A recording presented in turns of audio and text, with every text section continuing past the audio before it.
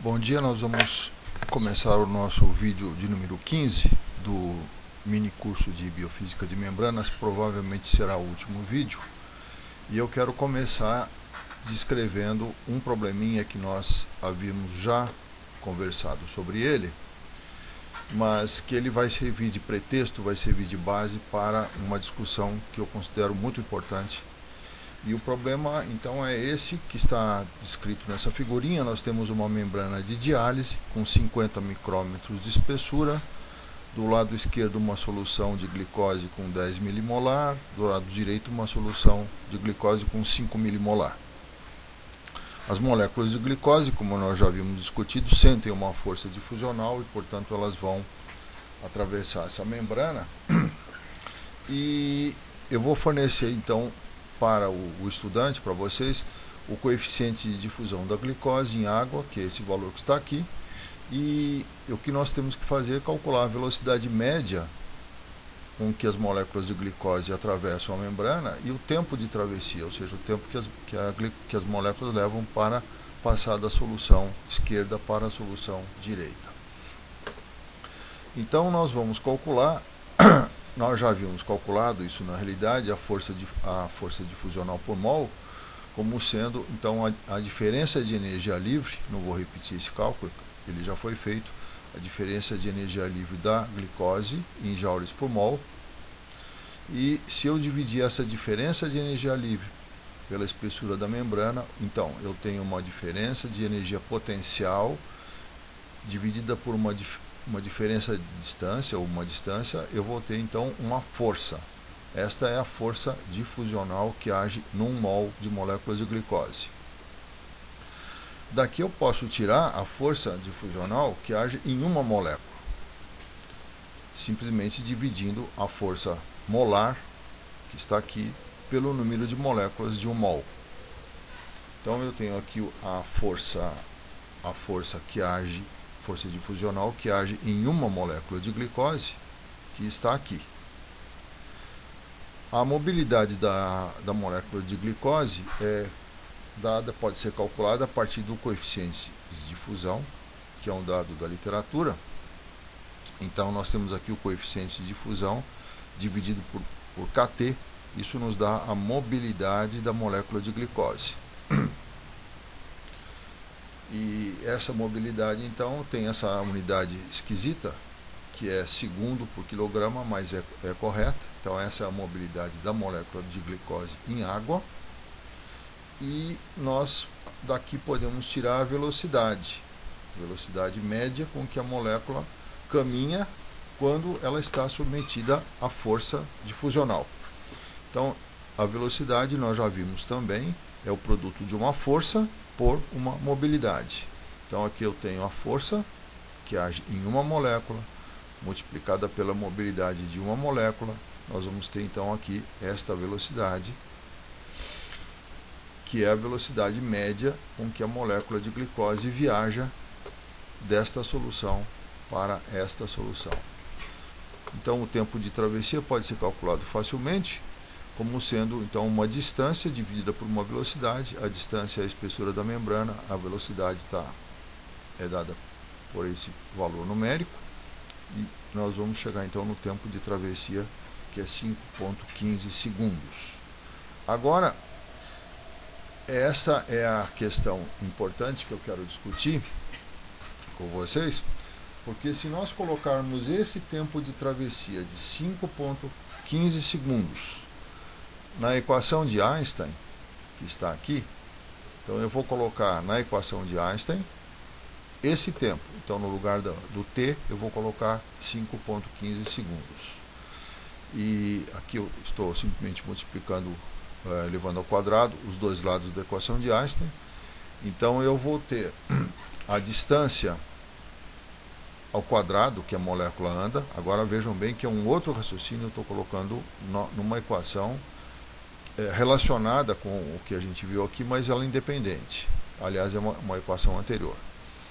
Então nós vamos ter aqui a distância ao quadrado da distância que a molécula viaja em 5,15 segundos, e portanto a distância média que essa molécula anda no tempo que ela levou para atravessar a membrana.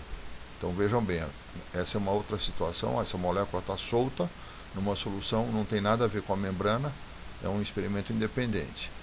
Mas no mesmo tempo que ela levou para atravessar uma membrana de 50 micrômetros, ou seja, o mesmo tempo que ela levou para andar 50 micrômetros do lado esquerdo para o lado direito da membrana, ela andou 85 micrômetros estando livre na solução. E nesse caso, ela não estava, neste caso aqui, ela não está sujeita a nenhuma força difusional. Então a dúvida que eu coloco para vocês é a seguinte: aparentemente esse movimento da molécula livre é mais eficiente, porque ela, no mesmo tempo que ela levou para andar apenas 50 micrômetros, sob a ação de uma enorme força difusional, que nós já vimos, é muito grande essa força difusional, nesse mesmo tempo ela andou muito mais, 85 micrômetros, quase o dobro, sem estar submetida a nenhuma força difusional. Então, qual seria então a vantagem, entre aspas, de nós termos uma enorme diferença de concentração, se aparentemente a molécula consegue andar muito mais quando ela está livre, sem efeito de nenhuma força difusional? Então esse é vamos dizer, um paradoxo que eu gostaria de colocar para o estudante. É um problema muito interessante, porque ele vai no cerne, ele vai na base do problema da questão da força difusional. E evidentemente nós vamos ter que apresentar a sua solução agora, mas eu quero inicialmente fazer aqui uma entrevista para uma molécula de glicose que está numa solução. E na realidade vamos falar com essa molécula de glicose, vamos fazer essa entrevista especificamente com a molécula de glicose que está aqui na membrana. Então essa que está sendo submetida a uma força difusional, e nós vamos então perguntar para ela se ela está sentindo alguma força. Esta molécula vai dizer que ela não está sentindo nenhuma força, e realmente ela não está. Mesmo na presença de um enorme gradiente de concentração, mesmo na presença de uma enorme força difusional, cada molécula de glicose não sente qualquer força. Por quê? Então, isso nos mostra que a força difusional ela tem um caráter estatístico, ela não se aplica a uma dada molécula. As moléculas de glicose dentro da membrana, elas estão tão diluídas que uma não sente a presença da outra. As moléculas não conseguem perceber a presença das moléculas vizinhas. Então, na escala de tamanho que nós estamos considerando, elas estão muito distantes. Portanto, elas agem completamente independentes uma das outras, e cada molécula de glicose está apresentando o seu próprio movimento aleatório, o seu próprio random walk. Então, por que ocorre o fluxo? Então, o fluxo, vamos tentar organizar um pouquinho então o nosso raciocínio, indo já para a solução desse paradoxo, desse probleminha. Então, a primeira coisa que a gente pode dizer é que na equação de Einstein, o movimento, a equação de Einstein trata do movimento aleatório de uma molécula. E na realidade ela pode andar muito mais do que quando essa molécula, quando nós calculamos a velocidade da molécula ordenadamente caminhando através de uma membrana submetida a uma força difusional. Então, é a molécula livre, estando livre, pelo movimento aleatório, ela pode andar muito mais. Mas o problema é que esse movimento aleatório não produz fluxo. Como o nome diz, ele é aleatório, ele não leva a nada. Então, o que leva à produção de fluxo é um movimento estatístico. Então, vamos ver aqui.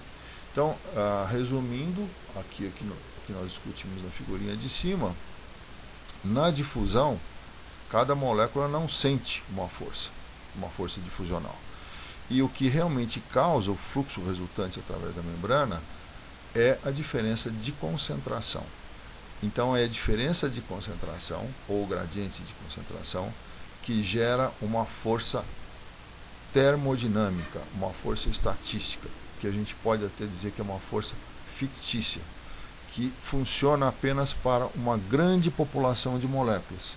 Uma dada molécula não sente, então, essa força. Portanto, na difusão, a força difusional tem um caráter estatístico ou populacional, não se aplica a uma molécula individualmente. Ao contrário, na membrana de diálise, nós calculamos uma velocidade e uma distância percorrida e uma força que são efetivas, são forças muito mais eficientes, porque elas, na realidade, são as forças que produziram o fluxo resultante. Então, embora a distância percorrida aparentemente tenha sido menor, essa distância percorrida foi percorrida de uma maneira mais eficiente, ou seja, todas as moléculas andando da esquerda para a direita no sentido do fluxo resultante. Então, resumindo a solução desse probleminha, na membrana de diálise, embora a velocidade média da molécula de glicose tenha sido menor, e foi menor, esse movimento foi muito mais eficiente, pois ele foi dirigido ao longo do eixo X, ao longo da espessura da membrana. Mas, por outro lado, essa velocidade que nós calculamos, baseada na força difusional, é uma velocidade que não se aplica efetivamente, na realidade, não se aplica a uma dada molécula. É apenas o que nós calculamos para uma população de milhões de moléculas e, através desse comportamento populacional, nós deduzimos o que iria acontecer com uma dada molécula. É como se nós fizéssemos uma entrevista numa população, conversássemos com milhares de pessoas sobre a preferência da marca de automóvel. Então nós vamos dizer que General Motors é 50%, Volkswagen 40% e assim por diante. Então nós estamos trabalhando com uma população. Mas se nós perguntarmos para uma pessoa, uma dada pessoa, nada nos garante que essa pessoa vai preferir uma dada marca de automóvel. Então, é a mesma coisa que acontece aqui. Uma dada molécula não sente força. Mas para que a gente possa ter o chamado gradiente de concentração, é necessário fazer uma análise sobre uma população de milhões de moléculas. E nessa análise, então, vai aparecer essa força que tem um caráter puramente estatístico. Ao contrário da força difusional, a força causada pelo campo elétrico num íon sódio, por exemplo, ao contrário, esta força, a força elétrica, ela não é estatística.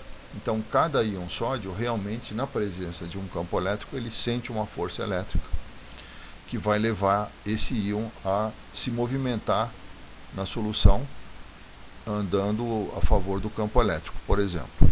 Então, a força elétrica não é uma força de caráter estatístico, é uma força de caráter determinístico. Portanto, essa é uma grande diferença, uma diferença muito importante entre a difusão e a migração. Mas, curiosamente, apesar de existir essa diferença tão fundamental, essas forças elas acabam se somando e uma podendo anular o efeito da outra, como nós já vimos no caso da membrana que está em equilíbrio, onde a força difusional ela pode ser, e ela pode ser anulada por uma força de natureza elétrica, fazendo com que o fluxo resultante vá para um valor zero. Então, isso é um lembrete para vocês que vocês sempre devem questionar a validade das leis e tentar fazer uma análise crítica, porque este exemplo aqui mostra que o raciocínio que a gente faz para uma população não é necessariamente válido para uma molécula individualmente. Eu agradeço a atenção, muito obrigado.